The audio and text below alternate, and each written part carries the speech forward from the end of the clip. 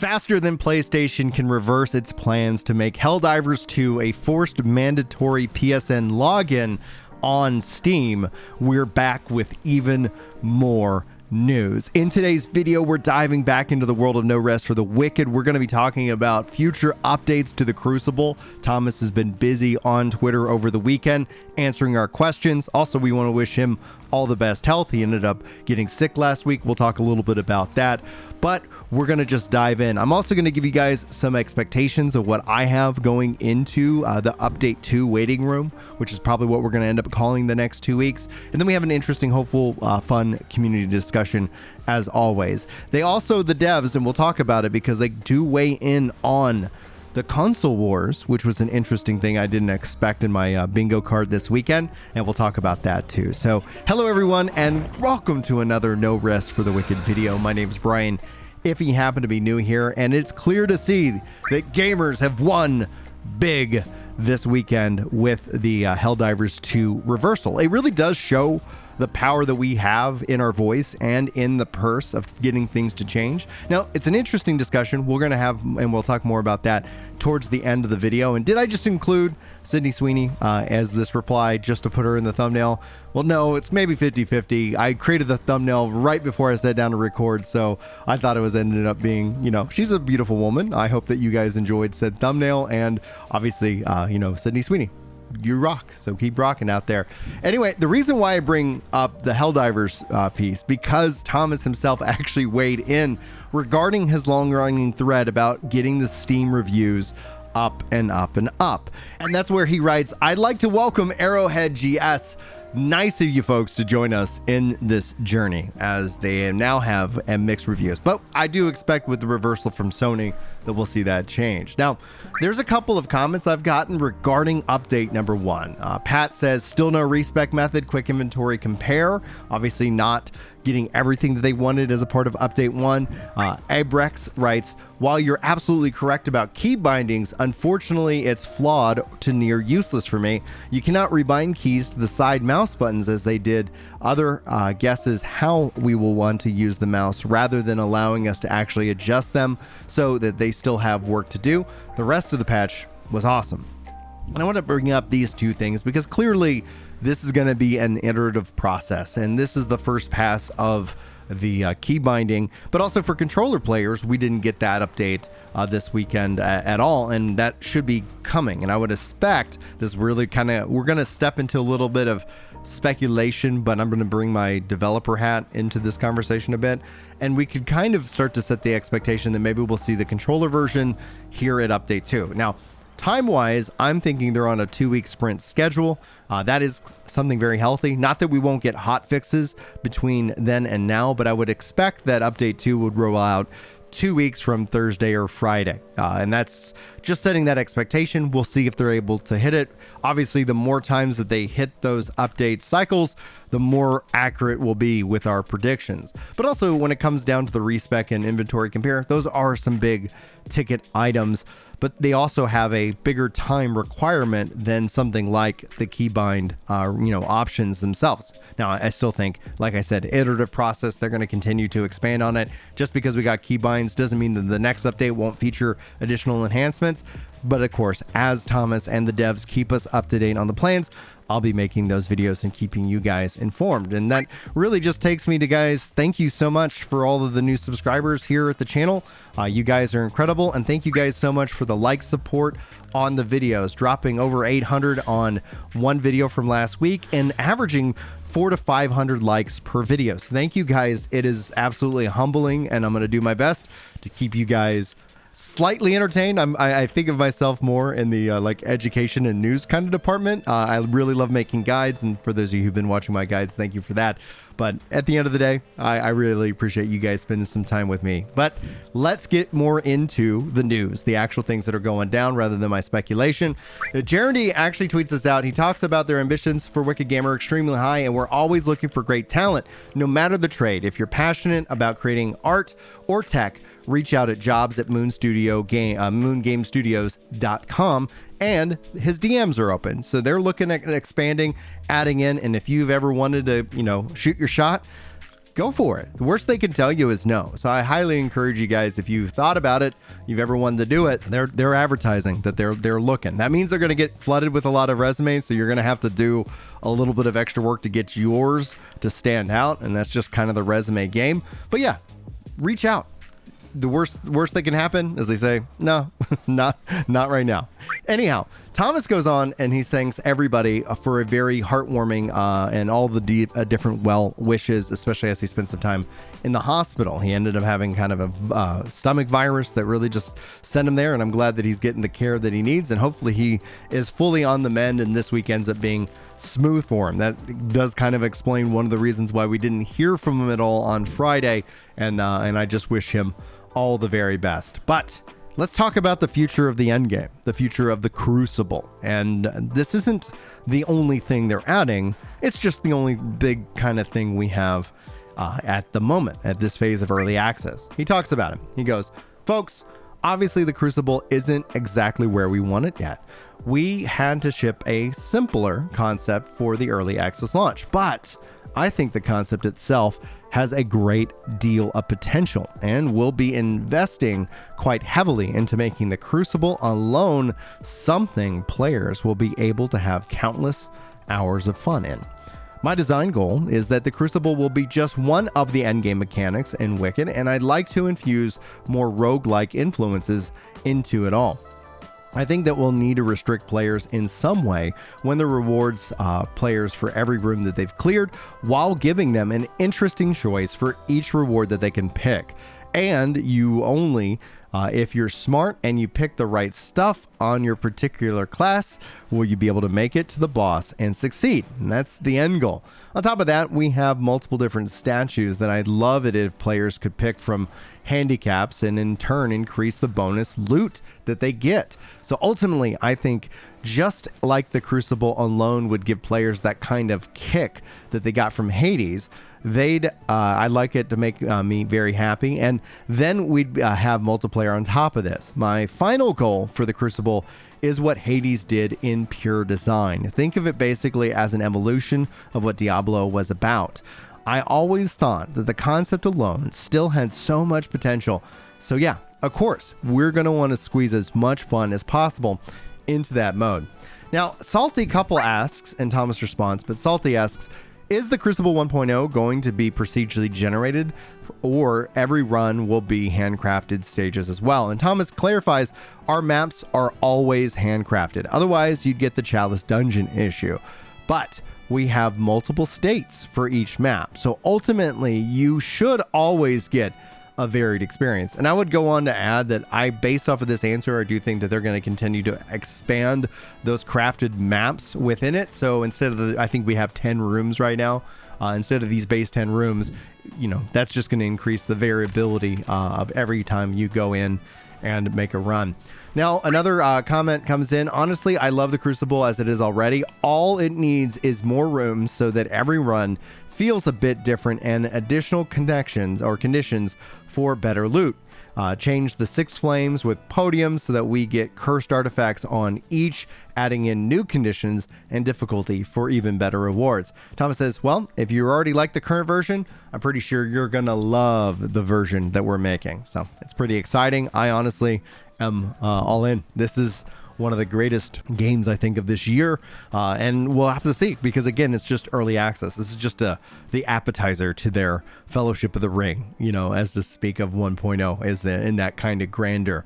Anyhow, I'm going to pivot over into kind of a conversation Thomas had with Jez Corden over on Twitter. Namely, Jez tweets out, are you sticking with Xbox? For those of you who've been following the news, Xbox for the longest time has really devalued the need to go and buy their console, meaning that they support Play Anywhere. Why play on an Xbox if you have a PC? And that's been the strategy that Microsoft has implored, to the frustration of several Xbox diehard fanboys out there who want Xbox to return to this concept of exclusives. So that's the TLDR. If you guys haven't seen, It's even rumored that more and more games are going to be coming to the PlayStation. This is something I fully support. I would love to see more PlayStation games come to the Xbox. I know that's going to be a harder sell because PlayStation is clearly the market leader in the console space. But I've talked about it in previous videos. Ultimately, I do think Xbox is going to go the PC route. And this is where Thomas comes in. Does it matter?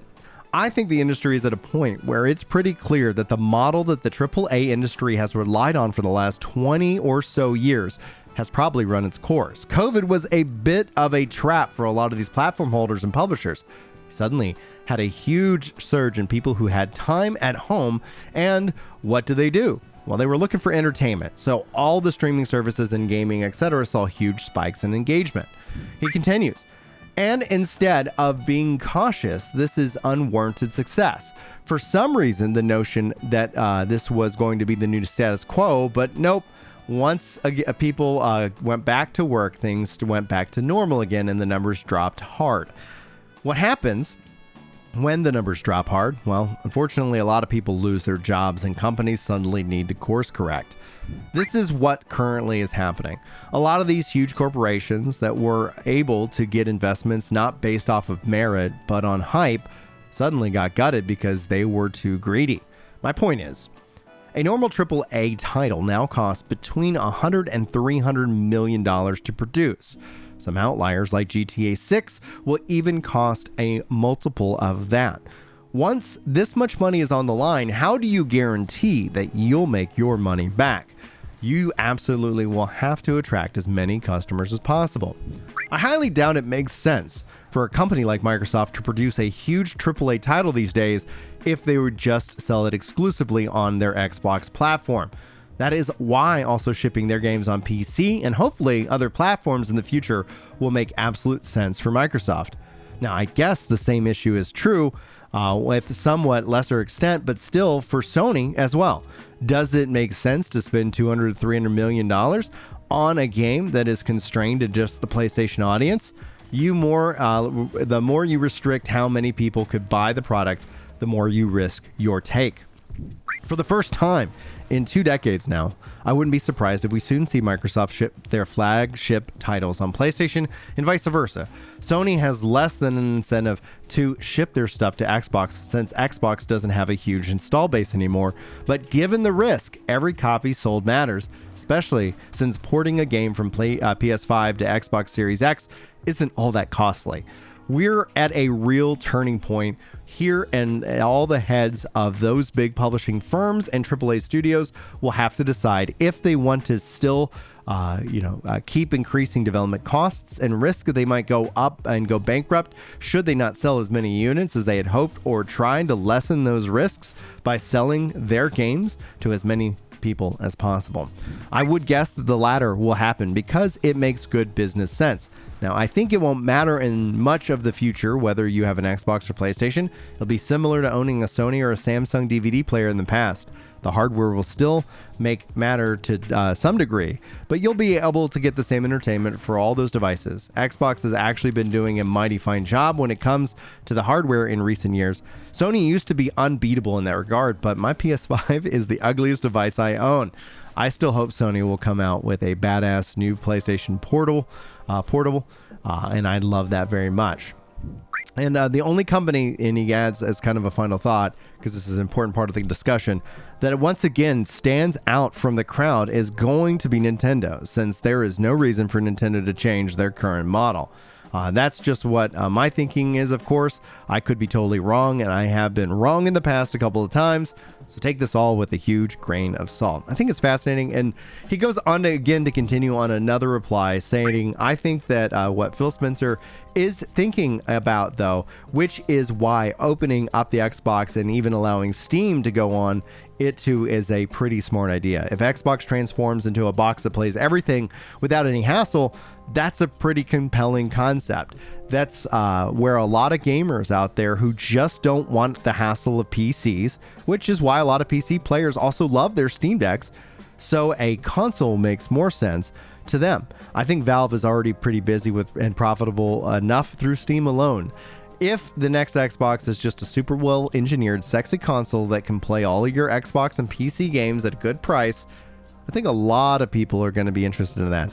And devs would have an easier time supporting that hardware instead of the dozens of configs that you normally get with PCs. So I'd love to hear your thoughts, especially about Thomas's vision of the industry as a whole. This is something I echo, something when I look at everything, I see this pattern emerging when it comes to consoles and PCs. Now, I'm agnostic when it comes to consoles. Actually, more than anything else, I'm a diehard Nintendo fanboy at the end of the day. But yes, my PlayStation 5, I agree, looks foolish, but it's great. It's a great device. My Xbox Series X, we get a lot of use out of that. We do a lot of cloud gaming here as well with GeForce Now and xCloud, and we're not sponsored by any of those services, which is great because I really do highly recommend them if you've got the internet. It ends up, as a dad, as a father of 6, it ends up being a huge game changer in the long run because it just gives me more flexibility to where I can play rather than feel like I have to retreat to go and experience my games. And fellow dads out there hopefully can recognize that. I don't want my kids to see some video games as something that took me away from them.